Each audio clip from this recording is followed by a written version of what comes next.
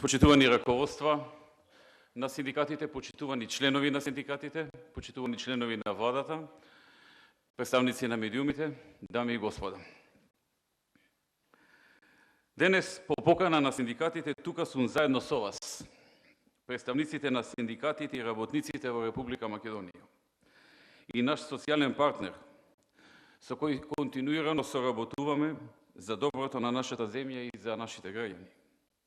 Денес сум пред вас со задоволство да споделам некои размислувања, видувања, анализи и информации за состојбите во работничките права, но и да дискутираме за перспективите и предизвиците со кои се соочуваме.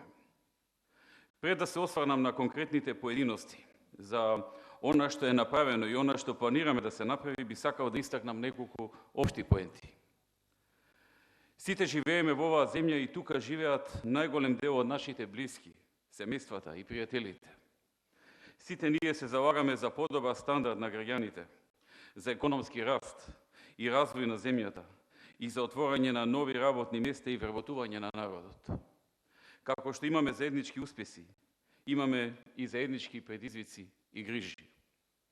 Токму затоа денес сме собрани и сосема јасно дека тоа е главниот мотив што раководствата на синдикатите, со кои патем речено досега имаме одлична соработка, го организира овој настан. И тоа е темата на денешното моје излагање. Почитувани присутни, во 2006 на парламентарните избори, за прв пат како кандидат за премиер ја добив довербата од мнозинството граѓани. Откако преходно заедно со мојата партија ја представивме нашата програма и заедно со коалиционите партнери започнавме спроведување на програмата на владата. Се деклариравме како влада партнер на бизнисот, но и партнер на синдикатот и заштитник на работничките права. Кажавме, а и денес тоа го тврдиме, дека најдобрата социјална политика е онаа која отвара нови работни места. Секогаш кога помагавме во бизнисот, внимававме да не наштетиме на работниците.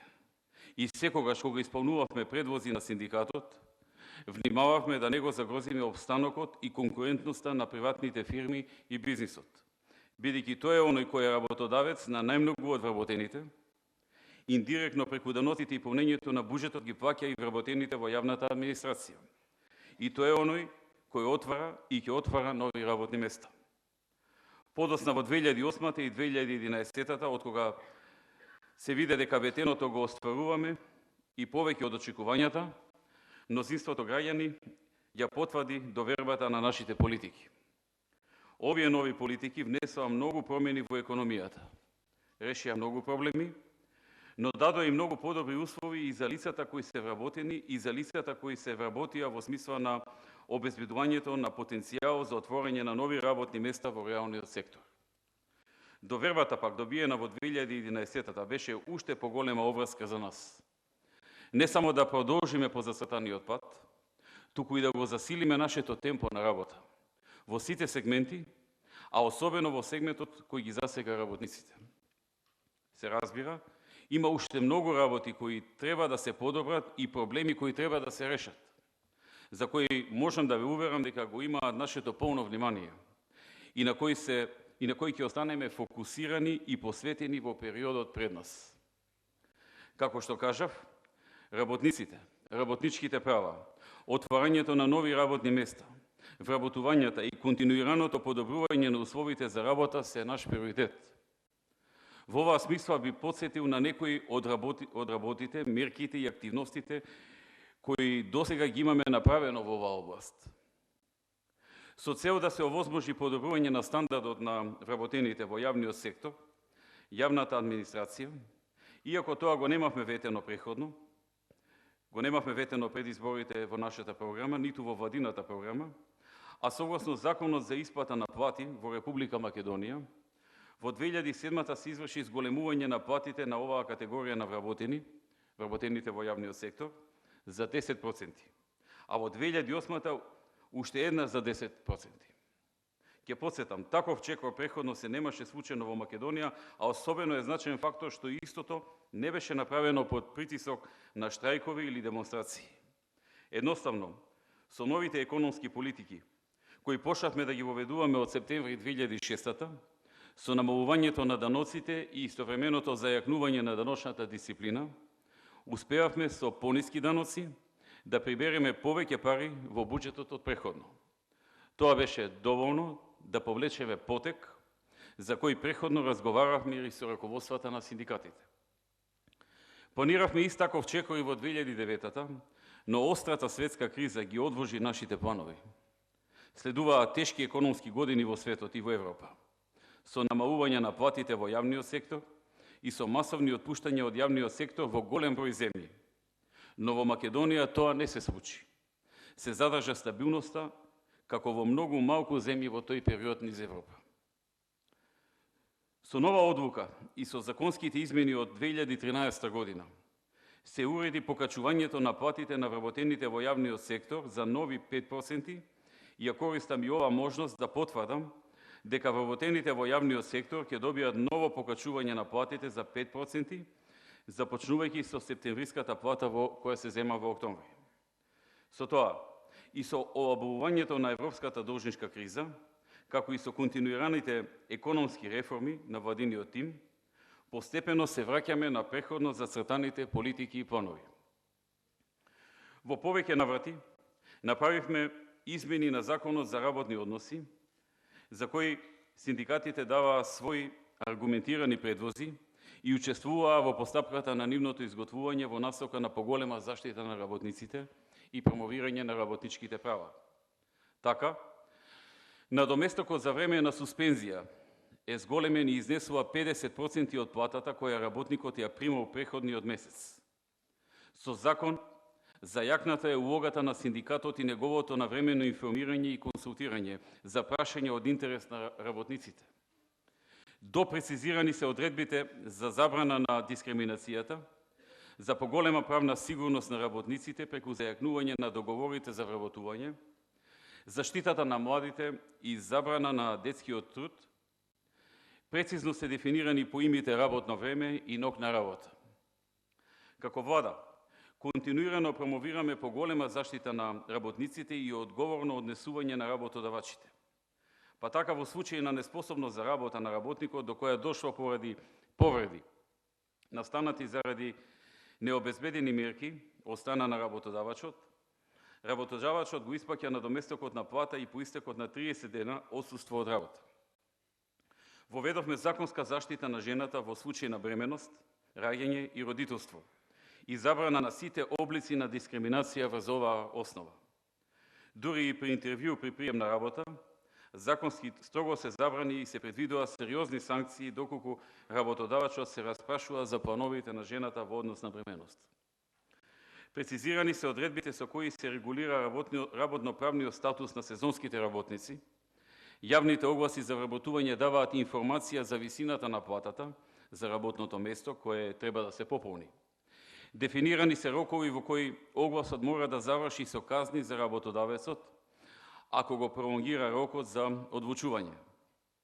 Воведена е обврска за задолжително преходно известување на Инспекторатот за труд при воведување на прекувремена работа и воведување на работа на државен празник.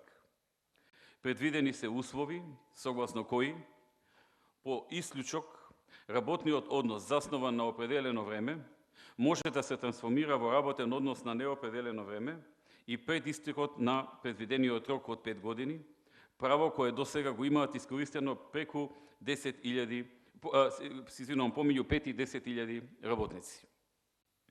За прв пат донесовме закон за заштита од вознемирување на работното место, мобинг, и тоа на иницијатива на синдикатите, во функција на заштита од психичко и полово вознемирување на работното место и обезбедување на здрава работна средина. Уште во 2007 го донесовме законот за мирно решавање на работните спорови, а во моментов во собраниска процедура се измени со кои ќе се унапреди неговата примена. Ќе се дојде до побрз, поедноставен и поефикасен пристап за решавање на колективните и индивидуалните работни спорови. Ќе се постигнува договор кој ќе биде одржлив и почитуван во интерес на страните во спорот и ќе се зголемува бројот на решени спорови по мирен пат. Настојуваме представниците на работниците да бидат дел од најважните процеси. Во работата на Комисијата за утврдување на репрезентативност на синдикатите е вклучен и синдикатот и намалена е висината на казните за синдикатот. Синдикатите активно беа вклучени и дадоа своји мислења и предвози во креирањето на Законот за безбедност и здравје при работа. Тие имаат своји представници во Националниот совет за безбедност и здравје при работа и придонесуваат во носењето на сите значајни документи и прописи. Досега се донесени 20 правилници од оваа област, со кои се обезбедува заштита на работното место и здравјето на работниците и истите се усогласени со директивите на Европската Унија. Без никаква дилема, за нас социјалниот диалог е клучна и неопходна алатка во моделирањето на економските односи на социјалните партнери и неговата улога се повеќе добива на значај. Со новата спогодба за економско-социјалниот совет од 2010 година, ова трипартитно тело, во кое значајна позиција заземаат синдикатите, доби на суштина и на ефикасност, на вистинска работа и вистински социјален диалог.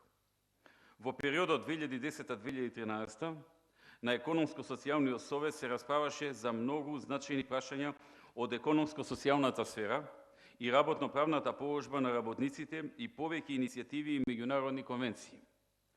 Со цел да се воспостави социјален диалог и на локално ниво, започнат е процес и веќе се основани економско-социјални совети во 6 општини, во Битола, Кавадарци, Куманово, Струмица, Тетово и Штип, а се постигнати договори за основање на вакви совети и во други општини. Во рамките на економско-социјалниот совет функционира координативното тело за општествена одговорност на предпријатијата, кое го сочинуваат представници на социјалните партнери, стопанските комори, науката, невладините организации, медиуми и експерти. Ова тело ги мобилизира и предпријатијата и сите заинтересирани страни да ја применат општествената одговорност како клучна стратегија во работењето за подобрување на еколошките и социјалните влијанија, и на тоа поле е потребна уште поголема посветеност, затоа што така ќе имаат корист и работниците, но и самите предпријатија. Почитувани присутни, една од значајните реформи, што речиси повеќе од деценија ја спроведува владата, се пензиските реформи, кои што во соработка со Светската банка практично започнаа од 2000 година, од кога се постави тростолбниот пензиски систем со законот донесен во 2002. Од 2006 се воведе капиталното финансиско пензиско осигурување, втор столб, преку чие што функционирање се акумулираат и инвестираат средствата на личната сметка на членовите од пензиските фондови, со што се постигнува активно учество и индивидуален избор на граѓаните во обезбедување на пензиската иднина. Од 2009 година започна работењето на пензиските фондови во третиот пензиски фонд. Резултатите од досегашниот период на функционирање на вториот пензиски столб покажуваат успех и раст на фондовите и во смисла на број на членови и во смисла на средства со кои што управуваат. Задолжителните фондови, заклучно со декември 2013 година, имаат повеќе од 350.040 членови и нето средства во висина од 26 милиарди и 800 денари или 435 милиони евра. Во третиот пензиски столб има зачленето над 18.000 лица и нето средства во висина од околу 318 милиони денари или околу 5 милиони евра. Се тоа укажува дека реформите во пензискиот систем не само што продолжуваат, туку се воведуваат и измени во насока на унапредување на системот, во насока на заштита на интересите на членовите на фондовите, а тоа се пред се работниците. Владата започна со намалување на висината на социјалните надоместоци, бидејќи истото има директно влијание на зголемување на средствата на задолжителните пензиски фондови, со што се обезбедува позитивен ефект врз идната пензија на членовите на пензиските фондови. Имено, надоместокот од придонеси започна континуирано да се намалува почнувајќи од 2008 година и неговата максимална висина во 2013 година изнесува 3,75%, со тенденција на намалување до 2019 година, кога ќе изнесува 2% од преходните 8,5%. Во услови кога во Европската Унија, државите и соседството извршија зголемување на старосната граница и рестрикции во пресметување на пензијата, во Република Македонија не се изврши зголемување на старосната граница, ниту се промени формулата за промена на пензијата. Владата покажа дека продолжува со реформи во пензискиот систем, кои 10 години континуирано се прават со цел цврст пензиски систем. Во 2003 година, преходната влада изврши рестриктивна промена во формулата за усогласување на пензиите, при што пензиите се усогласуваа со 60% од збирот на трошоците на живот и платите, наместо со 100%. Додека од 2008 година оваа влада примени поправичен економски и социјален концепт, односно пензиите се усогласуваа со учество на порастот на трошоците на живот од 50% и пораст на плати од 50%. Воведовме концепт на бруто плата и интегрираната исплата на плати и придонеси, со кој во исто време работодавачот има обврска да ги плати и даноците и придонесите на плата, а секој евентуално понатомашно намалување на персоналниот данок или придонесите ќе значат повеќе пари кај работниците. Со воведување на концептот бруто плата, драстично е намален бројот на работници за кои преходно платите се исплаќаа без плаќање на придонеси, поради што не можеа да остварат право на пензија и останати права од работниот однос. Со законот се определи и 15 во месецот да е максималниот ден за исплата на платите за преходниот месец. Во јуни 2010 година, како влада, заедно со социјалните партнери, ја подпишавме Националната програма за пристојна работа 2010-2013, во која се содржани предвидени действувања кои што директно влијаат на остварувањето на пристојната работа и тоа во областа на вработувањето, социјалната заштита, работните услови, социјалниот диалог, меѓународните стандарди на трудот и половата еднаквост. Во неа се поставени приоритетите, чија што реализација детално е разработена во конкретни активности и истите во изминатиот период се реализира заедно со социјалните партнери. Заедно со социјалните партнери подготвени се и се следат стратешките документи во врска со вработувањето, во кои се утврдени стратешките цели, како што е Националната стратегија за вработување 2015 година, Националниот акционен план за вработување 2011-2013 година, Акцискиот план за вработување на младите 2015 година, спроведувањето на активните програми и мерки за вработување и така натаму. Не ги забравивме ни оние кои работат во исклучително тешки услови. Одговоривме позитивно на барањата за порано остварување на правото на старосна пензија за рударите преку измени на Законот за пензиско-инвалидско осигурување во 2011 година, со кој што за рударите се предвидува многу пополни услови. Воедно, во измените на Законот за пензиско-инвалидско осигурување од август 2012 се воспостави право на добивање на повисок процент на пензија за секоја година навршена над 35 години стаж за жена и над 40 години стаж за маж. Синдикатите се вклучија во управување со работата на Фондот на пензиско-инвалидско осигурување на Македонија. За создавање на појасна слика на пазарот на работна сила, направивме 2 пререгистрации и повторно ажурирање на невработените лица, евидентирани во Агенцијата за вработување, при што утврдивме дека има 96.200 активни баратели на работа, спремни веднаш да прифатат работа, и 121.626 пасивни баратели на работа, кои писмено побараа агенцијата да не им нуди работни места со цел нивно вработување. При тоа, напоменувам, неколку години преходно, остварувањето на правото на здравствено осигурување на невработените веќе не е поврзано со пријавување во Агенцијата за вработување. Истото не се остварува кај неа, туку директно во Фондот за здравствено осигурување на Македонија, или со други зборови, веќе нема услов дека некој невработен може да користи здравствено осигурување за невработени само ако е евидентиран како невработен во Агенцијата за вработување. Во 2009 воведовме здравствено осигурување за сите кои не го оствариле, а кои што не остваруваат приходи.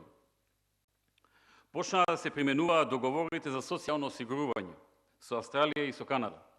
но и со Чешка, Холандија, Полска, Романија, Луксембург, Белгија, Косово и Црна Гора, кои содржат одредби за собирање на периодите на осигурување во двете држави договорнички, остварување на право на старосна, семејна и инвалидска пензија, право на здравствено осигурување, лично и за членовите на семејството, надомест за повреда при работа и професионална болест, избегнување на двојно одоночување, односно плаќање на социјалните придоници во исто време во двете држави, право на детска заштита и слично. Почитувани членови на синдикатот, Образованието е исклучително значаен показател за напредокот на една земја. И токму затоа постојано треба да ги следи современите општествени текови. За владата на Република Македонија тоа е јасно дефиниран приоритет. Изминатите 7 години покажавме максимална посветеност кон негово унапредување и развој, концентрирајќи многу труд и средства во оваа област. Бројни реформи, проекти и инвестиции се реализирани, а интензитетот нема да се намали ни во периодот кој следи. Сепак, ниту една идеја и заложба не би била во целост реализирана без клучната алка кога е во прашање образованието, а тоа се просветните работници и воопшто сите вработени во образованието. Затоа не изостанува ниту грижата за нив и нивните семејства преку континуирано подобрување на нивната социоекономска и општествена положба. Податоците говорат дека платите на вработените во образованието во изминатите неколку години се зголемени за 3 пати. Компаративно, ако во 2006 година најниската плата изнесуваше 5060 денари за ненаставен кадар и 12917 за наставен, во 2013 година тие износи се зголемени на 10655 на ненаставен кадар, односно 19850 наставен кадар. А во средното образование овој износ е 11018 денари или околу 110% зголемување со 20694 денари. Значи за околу 110% зголемување. Во 2008 година владата заедно со социјалниот партнер СОНК го потпиша колективниот договор со кој настана промена на исплатата на плати на вработените во образованието, односно на наставниците, чија што плата наместо постепено образование веќе 6-та година се исплаќа по работно место. Значаен напредок е постигнат и во делот на трансформација на работниот однос на вработените во образованието. Беше потпишана спогодба со СОНК која предвиде трансформација на работниот однос на наставниците и стручните соработници кои ги исполнуваат условите за наставник или стручен соработник и најмалку 5 години работно искуство. Но согласно измените на Законот за работни односи од 2011 година, како очекор понапред, трансформацијата на работниот однос од определено на неопределено време се врши и на лица кои работат повеќе од 2 години на работното место, кое е ослободено по основ на пензионирање или други основи и за кое се обезбедени финансиски средства, доколку работодавачот утврди дека има трајна потреба од работникот, под услов и начин утврдени со закон. Досега за период од 4 години реализирани се вкупно 6522 трансформации, при што во постапката е вклучен и представник на СОНК, заради заштита на правата на вработените. Тоа придонесе над 6500 наставници да добијат решенија за работен однос на неопределено време, што влијае не само на елиминирање на неизвестноста и подобрување на нивниот квалитет на живот, туку и на поголема мотивација и подобрување на образовниот процес во целина. Континуирано се зајакнуваат и кадровските капацитети во сите образовни структури. Во основното образование зголемен е бројот на вработените поради спроведување на концептот на 9-годишно основно образование, се воведе англискиот јазик во оделенска настава како задолжителен од прво оделение до 9 и плюс во средно училиште, втор светски јазик од 6 оделение, се зголеми бројот на часови по физичко образование од 2 на 3, а по завршувањето на 180 спортски сали кои се градат, ќе се зголеми на 4 или 5 неделно. Се воведе информатиката, се воведе етиката, се воведе етика во религиите и други значајни предмети, а во средното образование и предприемништвото, бизнисот и иновациите. Се ова значеше и нови работни места во образованието. Исто така, бројот на вработени се зголеми и со основање на нови основни училишта кои се изградија, а во некои и со отворање на нови паралелки. Во делот на средното образование, нови вработувања се реализирани согласно измените на Законот за средно образование, со кои средното образование стана бесплатно, но и задолжително. Околу 1500 лица, наставници, педагози, психолози и технички персонал од 2009 година до сега се вклучени во системот на основно и средно образование, што значи плата и работно место за 1500 лица. Воведовме систем на вреднување на објективноста при оценувањето на учениците со екстерното тестирање, при што 20% од најдобрите наставници мерени според најобјективно дадените оценки, ќе добијат 15% повисока плата во следната година, а 20% од наставниците чии оценки остапуваат за повеќе од 2, споредено со оценките од екстерното тестирање, ќе добијат пониска плата. Целта на оваа мерка е да се добие објективно оценување на учениците, но и да се елиминира притисокот врз наставниците од страна на родителите, на некои несовесни родители, за пишување повисоки оценки од реалното знаење. Сега, кога веќе јавно се знае дека нереалната оценка од наставникот не само што ќе биде коригирана со екстерното тестирање, туку ќе биде и казнет наставникот заради тоа. Сигурно, овој чекор ќе одврати најголем дел од притисоците со кои се соочуваа наставниците. Тоа, освен за нив, е добро и за самите ученици, чие воспитување мора да се врати на вистинските вредности, кои почиваат на знаење и честно добиена оценка со труд и со учење. Таквото воспитување многу ќе им помогне на животот, но и ќе ги поттикне повеќе да научат, што пак уште повеќе ќе им е од помош во животот. Се разбира, не изостанува ниту влогот професионален развој на наставниците и континуиран кариерен напредок. Тие се нашиот најголем партнер во заложбите за подобро образование и затоа посветеноста кон нив уште повеќе се интензивира. Во годините на транзицијата постепено се намалуваше квалитетот на педагошките факултети, што е исклучително лошо за сегашните и за идните генерации ученици. Дозволете во оваа прилика да најавам крупна и многу длабока реформа на педагошките факултети, која е при крај со незиното дизајнирање и која наскоро на специјално организиран настан ќе ја образложиме и ќе отвориме јавна расправа, во која секако ќе бидат вклучени и синдикатите.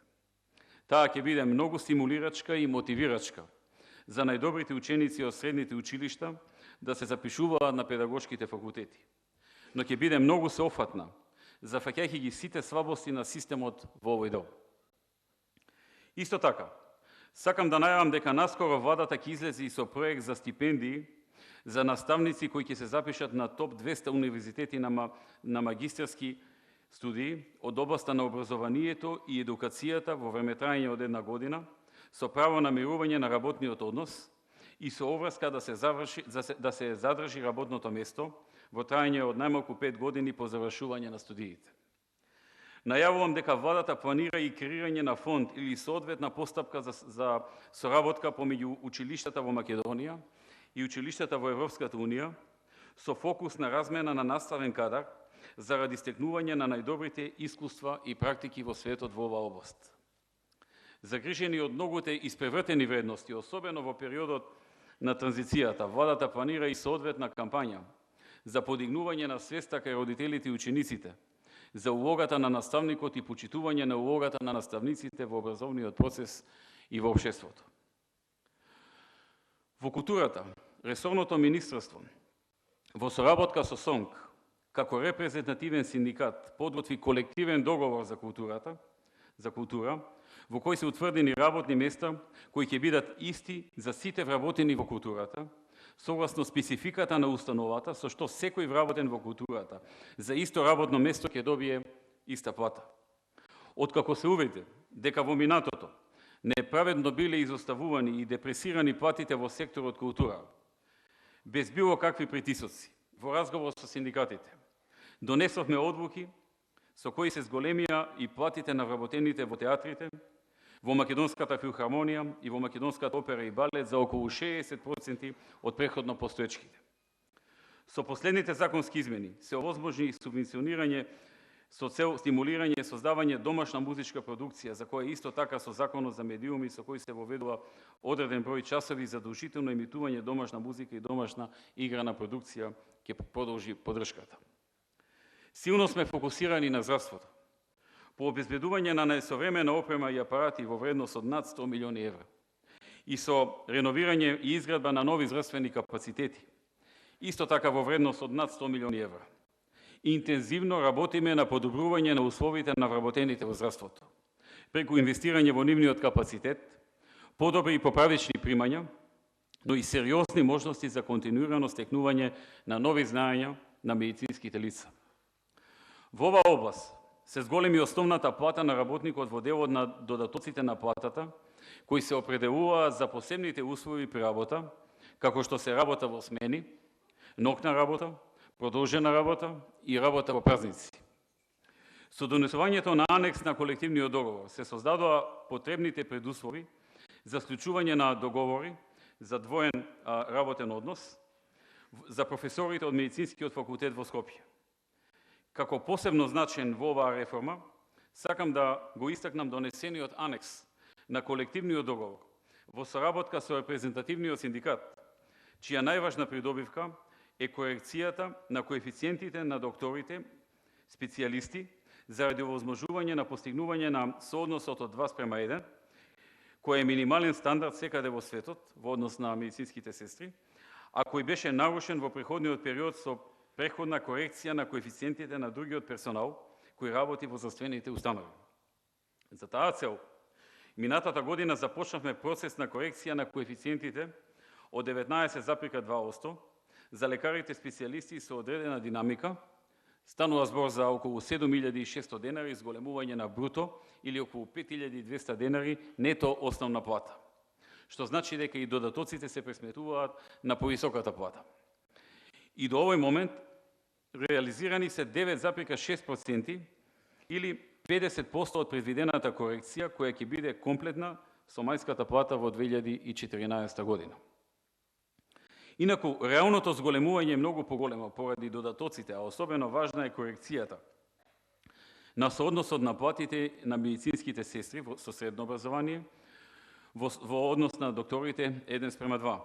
Со ова се офатени 1500 доктори и специјалисти од општите и специјални болници, односно од секундарното здравство.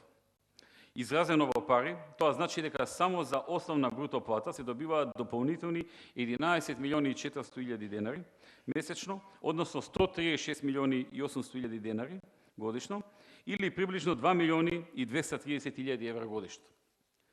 Заради подобрување на услугата кон пациентите, по пример на развиените земји, се воведе нов концепт. Платата на здравствените работници да се пресметува врз основа на работната успешност на секој здравствен работник на тој начин што просечната работна успешност за периодот од преходните 3 месеци представува основ за утврдување на висината на платата за тековниот месец. Истовремено се воведува електронски систем за евиденција на работната успешност. Воспоставивме систем за дополнително мотивирање на најдобро ангираните 100 лекари од универзитетските клиники и од болниците, специјалните клинички и општи болници во државата, кои со покажаните резултати во работењето представуваат движечка сила во своите институции и се успешни професионалци, кои секојдневно со својот ангажман посветено придонесуваат за обезбедување што подобри и поквалитетни здравствени услуги за пациентите и воопшто за унапредување на здравствениот систем во Република Македонија. Согласно критериумите од проектот за плаќање по успешност, тие стануваат дел од клуб 100 најдобри лекари, добиваат месечна парична награда, дупла плата во наредниот квартал и истовремено имаат право на вршење дополнителна дејност во матичната институција каде работат, како и во останатите јавни здравствени установи. Со измените на Законот за здравствена заштита се воведе правна можност здравствен работник кој врши специјалистичко консултативна здравствена дејност во приватна здравствена установа да биде преземен во јавна здравствена установа без објавување на конкурс, доколку тоа има позитивни финансиски ефекти за јавната здравствена установа, иако за тоа се согласни здравствениот работник, директорите, односно надлежниот директор на јавната здравствена установа, во која треба да биде преземен Министерството за здравство и Фондот за здравствено осигурување. Во оваа прилика, посебно сакам да ги споменам новините во Законот за медицински студии и континуираното стручно усовршување на докторите на медицина, со цел непрекината надградба на знаењата, способностите и вештините на лекарите, докторите на медицина, специјалистите и субспецијалистите имаат можност, но и обврска, да следат обуки и други облици на стручно усовршување, кои се однесуваат на тековните достигнувања на медицината, научните истражувања, медицинската технологија, напредувањето на комуникацијските и социјалните вештини, системите за управување и одржување на квалитет и стандарди, кои се однесуваат на дејноста на лекарите, односно на докторите на медицина. За таа цел се предвидени обуки на докторите на медицина, кои се состојат од специјализирани или интердисциплинарни обуки, како и обуки за стекнување на практични клинички вештини. Директорите на јавните здравствени установи најдосна до 1 ноември во тековната година имаат обврска да донесат годишни планови, кои важат од 1 јануари следната година, за обука на докторите, специјалистите и суспецијалистите. Исто така, врз основа на годишните планови на јавните здравствени установи, Министерството за здравство најдосна до 1 декември во тековната година донесува годишна програма која важи од 1 јануари следната година за обука на докторите, специјалистите и суспецијалистите во Република Македонија и во странство, согласно со потребите на здравствениот систем, заради подигнување на нивото на здравствена заштита, односно воведување на нови методи на здравствена заштита. Трошоците за обуки на лекарите ги покриваат Министерството за здравство, односно јавните здравствени установи во кои се вработени а престојот и успешното завршување на обуката спаѓаат во работните обврски на лекарите, на другиот медицински персонал, како што се медицинските сестри, фармацевтите и така натаму, кои што исто така се офатени со овие обуки. По враќањето од обука, секој лекар или секоја медицинска сестра има 10% поголема плата во период кој е 3 пати подолг од времето кое го поминал на обука. А додека е на обука, ја прима редовната плата, без намалување, плюс прима одредени средства за животни трошоци при престојот на обуката. Изминатата година, 500 медицински лица беа испратени на обука во странство, а можам да објавам дека и оваа година на дополнителни 500 медицински лица ќе им биде овозможено да имаат обука во најсовремени странски болници заради стекнување на нови вештини и нови знаења. Од 2015-та оваа годишна бројка ќе биде зголемена и ќе биде законски задолжителна за министерот за здравство, кому ќе му следуваат парични казни доколку не ја реализира, односно оствари. Почитувани, значаен и многу суштински сегмент во вработените во јавниот сектор представува вработените од областа на безбедноста и одбраната. Овие вработени не само што се грижат за безбедноста на граѓаните и за одбраната на земјата, туку со одржувањето на редот и поредокот и со борбата против корупцијата и криминалот создаваат и амбиент за економски развој и еднакви услови за работа.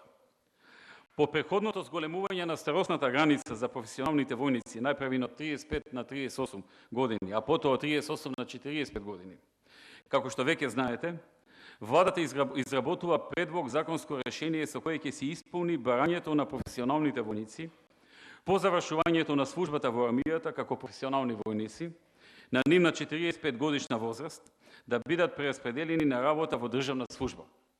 Секој професионален војник по завршувањето на својата служба ќе биде прераспределен во една од овие државни служби, во Министерството за одбрана или во Министерството за внатрешни работи, во правда, во земјоделие или во некој од другите органи на државната управа, согласно нивните квалификации и способности, но и согласно потребите на овие институции. Кога ќе бидат прераспределени во друга служба, тие ќе имаат решение за државна работа во друг државен орган, ќе бидат редовно вработени, ќе продолжат со земањето плата од тие државни институции согласно закон и колективен договор и други прописи до нивното пензионирање согласно закон, односно додека не ги стекнат условите за пензија. Во изминатиот период имаше и други подобрувања на условите и можностите за вработените во одбраната. Покрај општото покачување на платите за 20%, што важеше за сите вработени во јавниот сектор, дополнително нова имаше покачување на платите на воздухопловниот и наставниот кадар во Министерството за одбрана за околу 10%, како мерка за изедначување на примањата на овој кадар со нивните колеги од други институции. Се воведе и гаранција за нови права на вработените, како например отпремнина за одење во пензија во висина од 5 пати. Преку проектот АРМА Мој вистински дом се создава можност за трајно решавање на стамбеното прашање на вработените во одбраната. Ги подобривме и условите за работа со изградба на нов полигон за обука во Криволак, центар за обука на снег на Попова Шапка, центар за обука на вода во Охрид, а во иднина и во Струга, и обновување на камповите во Охрид и во Дојран. За прв пат во Македонија отворивме и школа за пилоти, која е најсовремено во регионот. Во иднина планираме да продолжиме со унапредување на условите за работа преку обновување на просторните услови во касарните. Она што сакам да го истакнам е дека владата прави планови и сериозно е насочена кон обезбедување на сите процесни претпоставки за нови вработувања во армијата, со цел пополнување на персоналниот состав на армијата со близу 100% пополнетост.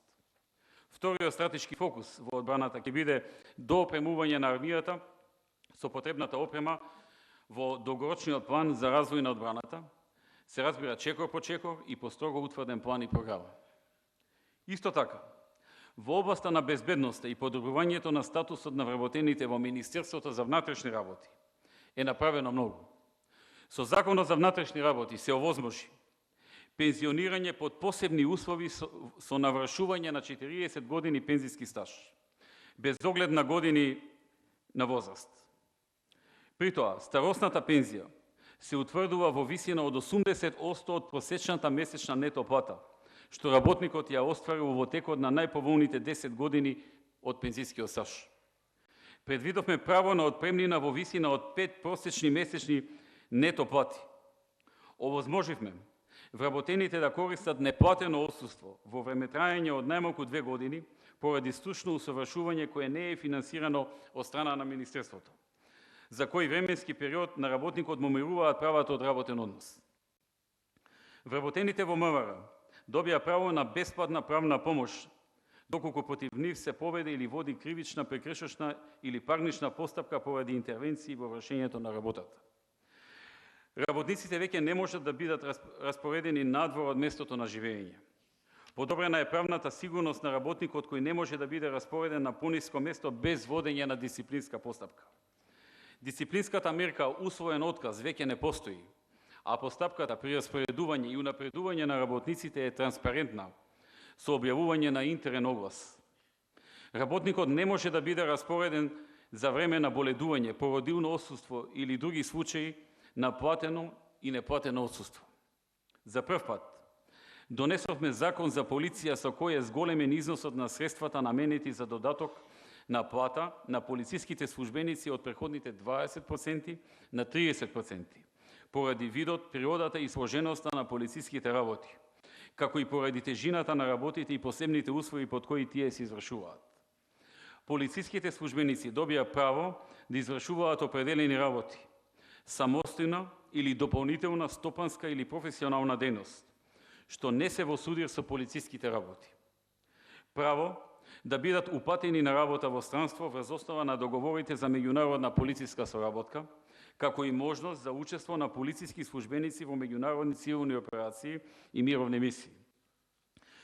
Воспоставивме транспарентен начин на избор на командир на полициска станица од општа надлежност и го проширивме кругот на лица кои влегуваат во конкуренција преку намалување на годините на работно искуство од преходно потребните 10 на 6.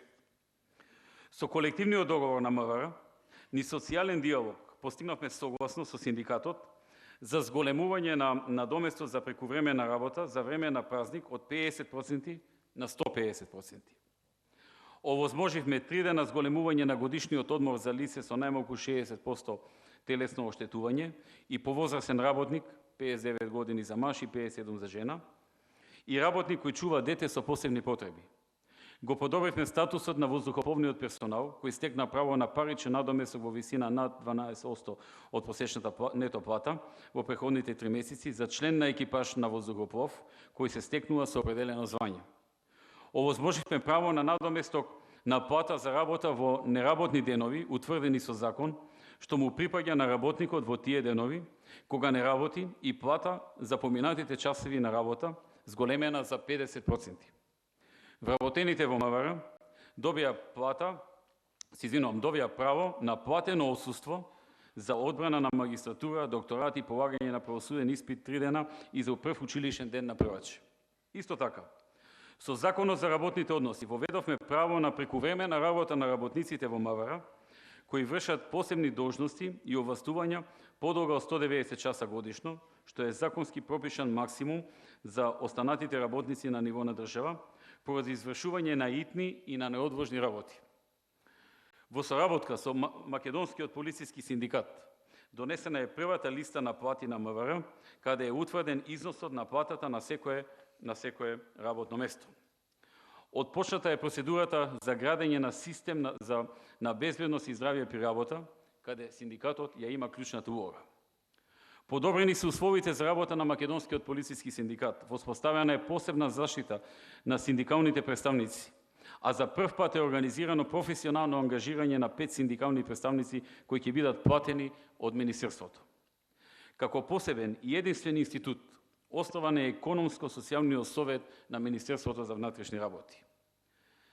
Сепак, нашите анализи покажаа дека наспроти претходно наведените мерки во насока на подобрување на положбата и поголеми работнички права на вработените во МВР, и понатаму предизвик останува неусогласеноста на основната плата во МВР со основната плата во државната администрација.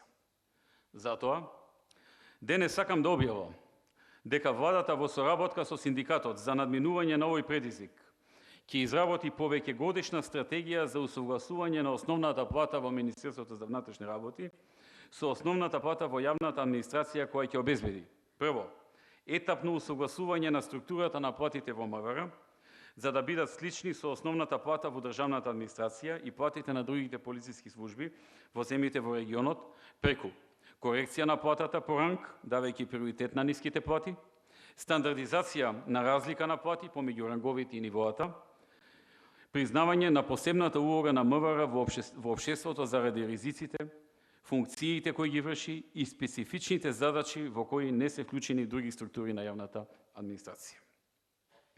Почитувани представници на синдикатите, денес сакам особено да истакнам следната работа. Во Република Македонија, за прв пат во почетокот на 2012 година, законски се уреди прашањето на минималната плата и се донесе Законот за минимална плата. Утврдувањето на минималната плата е историски чин и успех за синдикатите и синдикалното движење во Македонија. Голем напредок и доказ дека чекориме по вистинскиот пат за остварување на интересите на трудот, ценејќи ги вредностите на социјалниот диалог. Ова беше барање на синдикатите кон сите поранешни влади, кои ветуваа, но ниту една не го реализираше.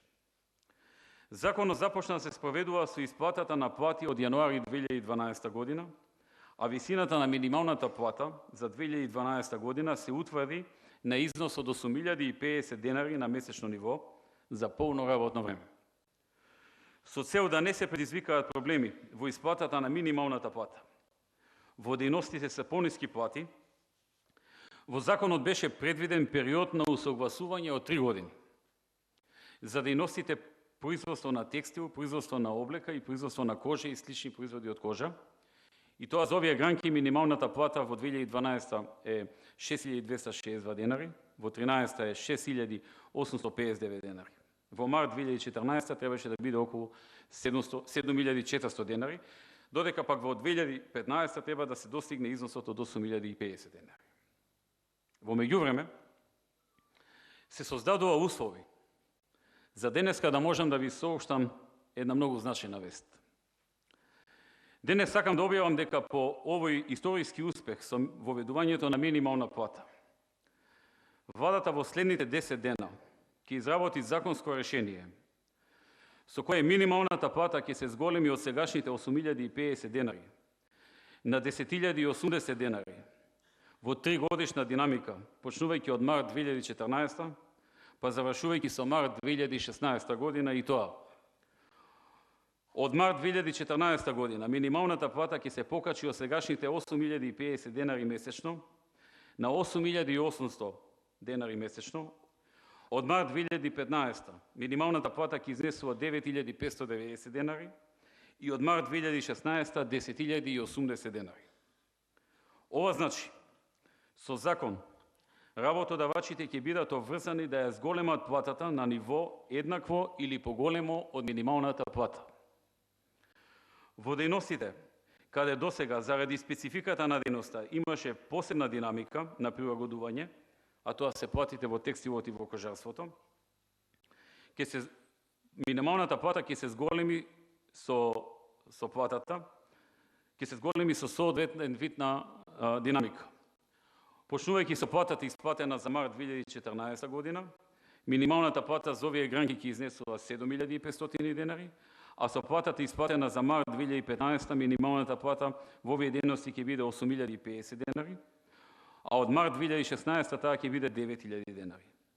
За овие гранки ќе има плюс 2 години прилагодување и тоа за 2017 9.590 денари и за 2018 10.080 денари, која ќе се изедначи со останатите плати. За овие чекори веќе извршивме неформални консултации со сите страни, односно со раководствата на коморите и работодавачите и со раководствата на синдикатите. Ова е нов голем успех на синдикалното движење во Република Македонија, кое сакам да го истакнам денес, бидејќи ова е најдоброто место и форум за тоа. Со оваа мерка директно ќе се зголемат примањата на околу 65.000 работници во нашата држава. Почитувани, во оваа прилика сакам да се осврнам на уште два битни закони, со кои се прават револуционерни промени во областа на администрацијата. Со овие закони се подобруваат правата и позициите на вработените во јавниот сектор. Се креира предвидливо, фер и праведно обкружување. Овој закон обезбедува департизација и деполитизација на администрацијата во целост и создавање на стручна администрација која ќе е сервис на граѓаните и компаниите. Во неја ќе се влегува и ќе се напредува единствено и исклучиво врз основа на личните способности, знаење и вештини на поединецот. И покрај сите обиди за девалвација на законот од страна на опозицијата, јас сум цврсто убеден дека со неговото стапување во сила суштински ќе се реформира оваа област и ќе се обезбедат многу придобивки за целото општество. Со законот за вработени во јавен сектор и законот за административни службеници ќе биде воспоставена законска рамка која ќе го регулира статусот на сите вработени во јавниот сектор, во кој покрај административните службеници ќе бидат офатени и службените лица со посебни овластувања, давателите на услуги од областа на здравството, образованието, културата и други дејности од јавен интерес, помошно-техничкиот персонал, со посебен акцент на административните службеници. Овие закони ќе овозможат суштинска реформа во сите аспекти на јавниот сектор, преку голем број на новини од кои позначајни се. Прво, со законот за вработени во јавен сектор ќе се обезбеди унифицирана регулатива во врска со статусот на вработените во јавниот сектор, со што ќе се гарантираат минималните права и должности на сите вработени во јавниот сектор. Исто така ќе се воспостави унифицирана класификација на работните места. Ќе се воспостави единствен регистар кој ќе содржи податоци за сите вработени во јавниот сектор. Второ, со законот за вработени во јавниот сектор, за сите вработени во јавниот сектор ќе се воспостави системот за управување со учинокот, кој ќе биде основа за наградување на најдобрите и санкционирање на најслабите вработени во јавниот сектор, со што ќе се влијае на зголемување на квалитетот на услугите. Со овој закон се гарантира еднаков пристап до работните места во јавниот сектор, кој се базира на принципите на стручност, компетентност, еднаков пристап и транспарентност, што ќе значи дека за секое работно место, било да се работи за хигиеничар, лекар, професор, државен службеник, полицаец или друго работно место во јавната институција, под еднакви услови, врз основа на својата стручност и компетентност ќе може да аплицира и да биде примен секој граѓанин на Република Македонија. Трето, со законот за административни службеници ќе се воведе системот на компетенции како основ за управувањето со човековите ресурси. Ќе се воспостави единствена класификација на работните места. Целосно ќе се разработи постапката на пополнување на новите работни места преку вработување, унапредување и мобилност, која ќе се базира на принципите на стручност, компетентност, еднаков пристап и транспарентност.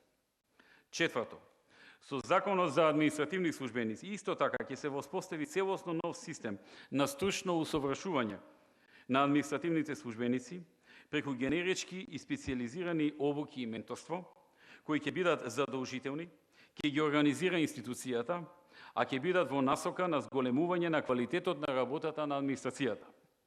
Со новата законска рамка за прв пат ќе се воспостави целосен систем на управување со учинокот, кој ќе треба да овозможи мотивација на административните службеници за унапредување на нивната работа.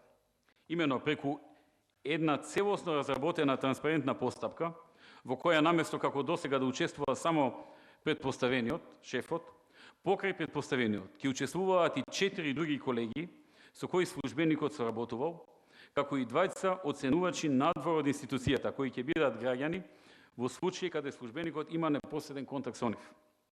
Ќе се врши оценувањето на административните службеници со тоа што на 5% на службениците кои се оценети со највисока оценка ќе им биде даден бонус од една плата, додека последните 5% најслабо оценените административни службеници ќе бидат санкционирани. Пето, со двата закона се зајакнуваат правата на вработените во јавниот сектор и на административните службеници, со тоа што се гарантира склучувањето на синдикални договори, се гарантира учеството на представници на синдикатите во дисциплинската постапка и во комисијата која ја спроведува постапката за оценување, а кои ќе треба да бидат гарант за заштита на правата на вработените. А во оние случаи каде нема синдикати, каде не постојат формирани синдикати, вклучени се представници на вработените. Сите овие постапки се максимално транспарентни и во нив му се дава можност и на службеникот против кој се води дисциплинската постапка или се оценува да биде вклучен во текот на целата постапка, со што ќе се избегне субјективноста или било какво друго влијание во овие постапки. Новите закони овозможуваат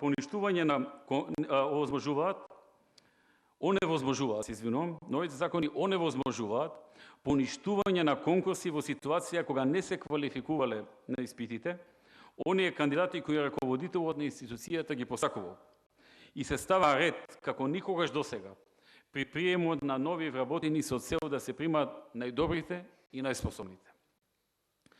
Оваа реформа ќе ја направи Македонија посилна, понапредна и помодерна држава.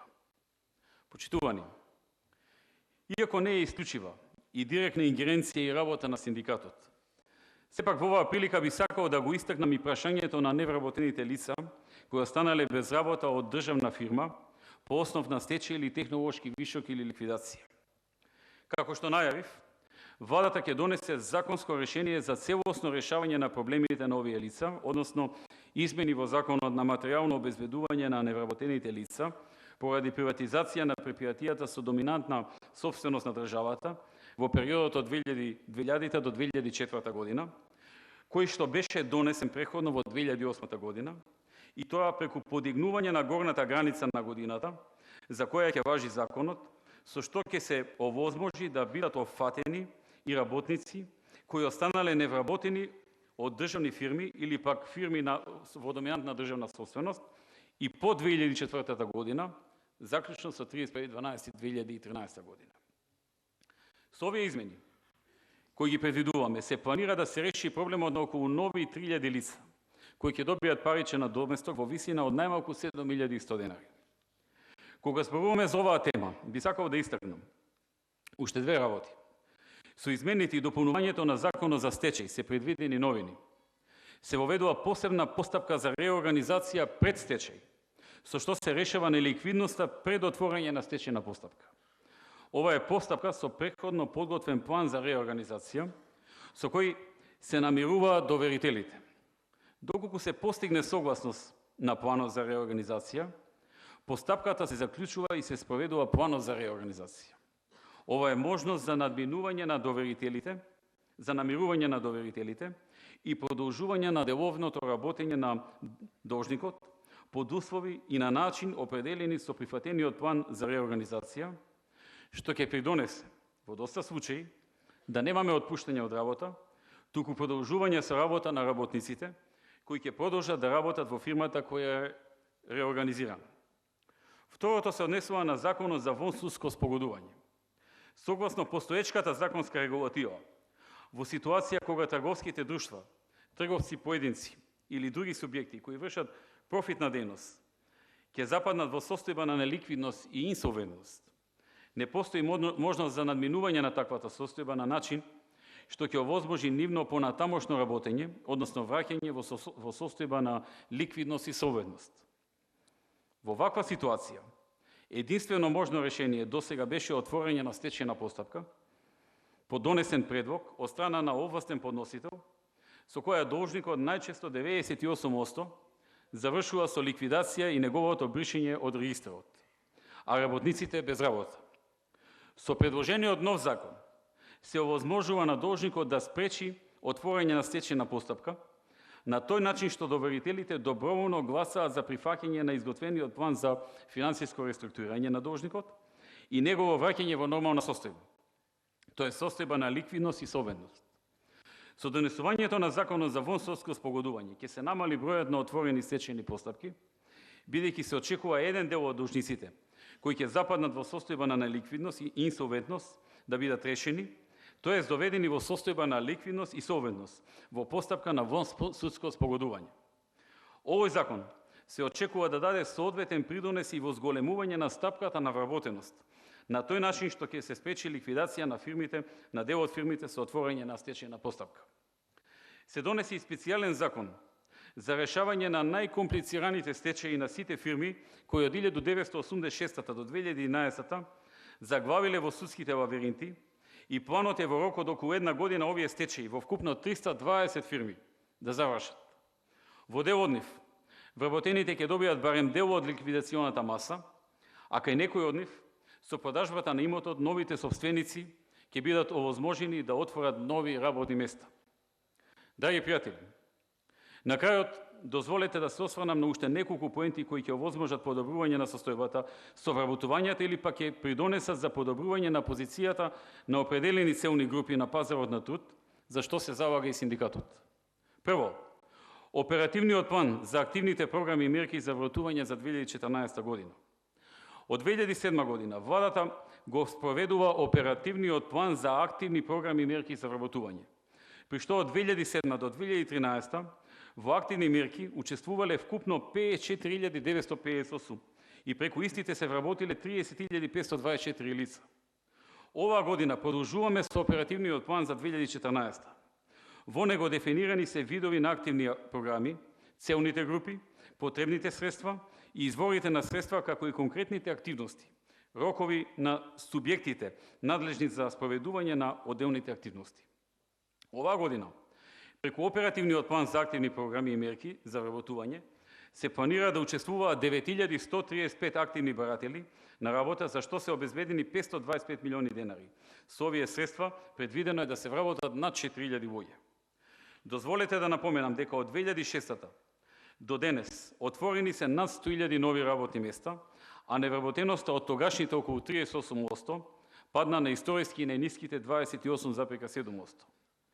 Програмите во оперативниот план се насочени кон потребите за поттикнување паметен, одржлив и инклузивен раст и вклучуваат програми и мерки како што се програма за самовработување, програма за финансиска поддршка на правни субјекти, микро и мали предпријатија и занечи, за отворање на нови работни места, програма за субвенционирано вработување во која што се офатени повеќе категории на граѓани, како што се субвенционирање на вработување на деца без родители, на инвалидни лица, на млади лица до 29 години, прва шанса, програма за субвенционирање на подоуживатели на државно земјоделско земјиште, како и програма за подготовка за вработување, обука кај познат работодавач, обука за напредни IT вештини, практиканство, едукација за започнување на бизнис, мотивациони обуки и програмата Општинско корисна работа. Исто така, во оперативниот план за активни програми и мерки за вработување се предвидува и неколку пилот програми, и тоа пилот програма за вработување на припадниците на ромската етничка заедница и пилот програма инкубатор на занаечии, за кои исто така очекуваме дека ќе дадат своји резултати. Второ, со Законот за вработување и осигурување во случај на невработеност се направија измени во насока на обезбедување на субвенција за вработување на корисници на социјална парична помош. При тоа се предвидува работодавачот од приватниот сектор кој ќе вработи невработено лице, корисник на социјална парична помош, кај кого нема намалување на бројот на вработените на неопределено време, 3 месеци пред денот на вработувањето на нови работници, освен во случај на смрт или пензионирање, да добие субвенција за вработеното лице во висина од 80% од висината на социјалната парична помош исплатена на лице домаќинство за преходниот месец од месецот во кој лицето е вработено. Субвенцијата ќе се исплатува во период од 24 месеци и при тоа работодавачот ќе има обврска да му исплатува најмалку минимална плата утврдена со закон. Владата ја донесе и програмата за субвенционирање за вработување на невработени лица, корисници на социјална парична помош, со која се планира да се офатат голем број на корисници на социјална помош, за што се обезбедени 12.750.000 денари.